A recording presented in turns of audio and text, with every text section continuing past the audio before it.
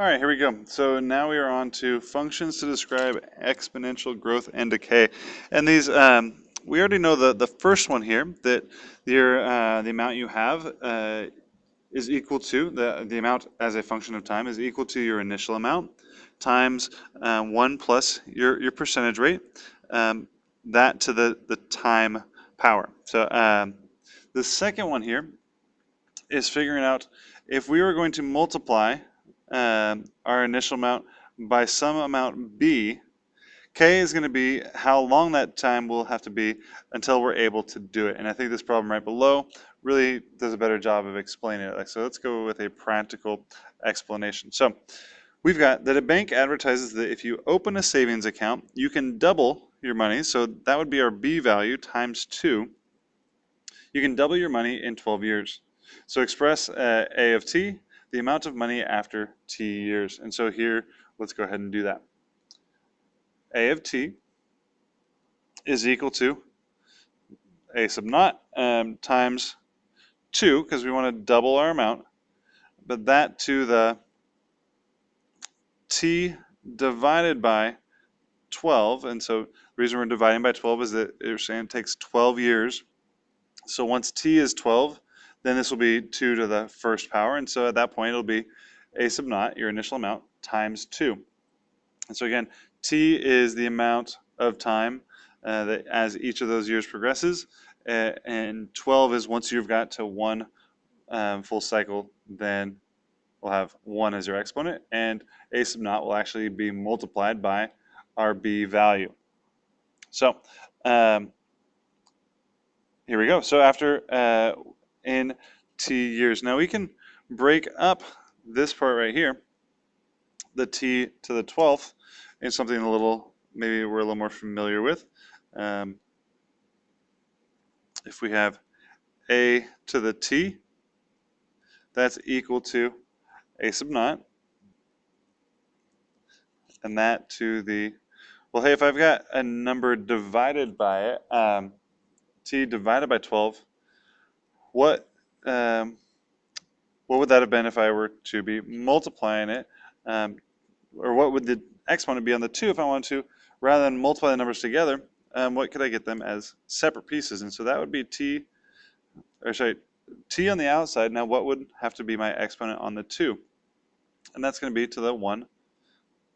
Because remember, if we were multiplying these together, t would go on top, 12 is in the denominator. And so all I've done is broken up this exponent here into those 2 separate pieces.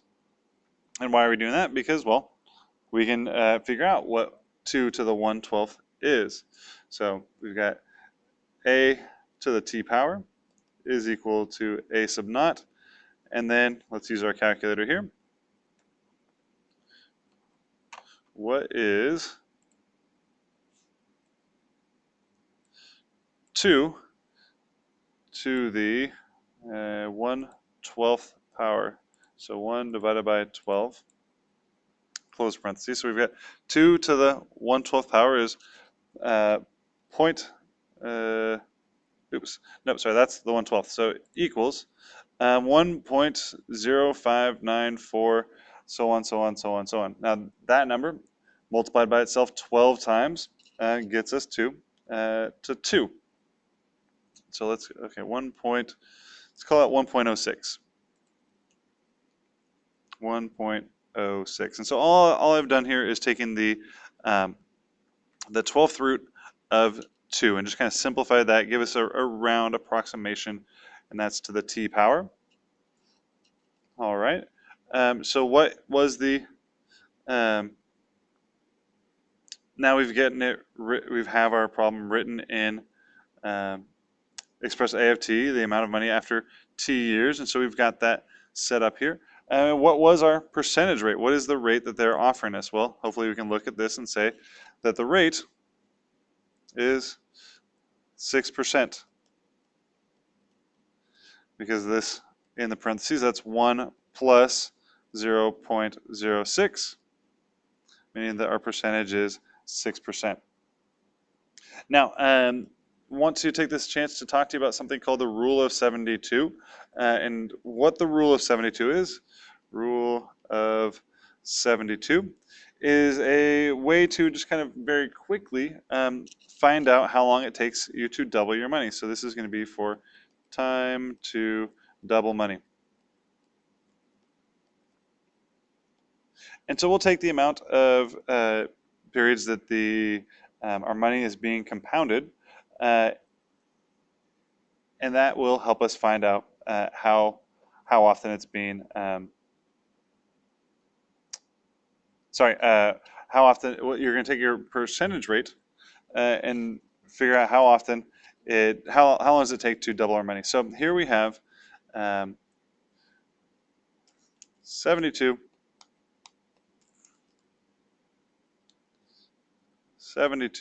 divided by 6%,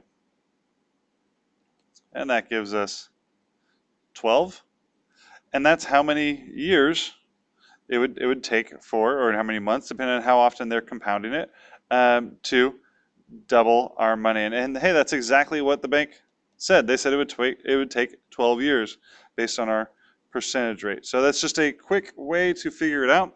It's not exact. Remember, our exact number was something around here. That's our percentage rate, not just 6, but helps to give a close approximation. So hope that helps.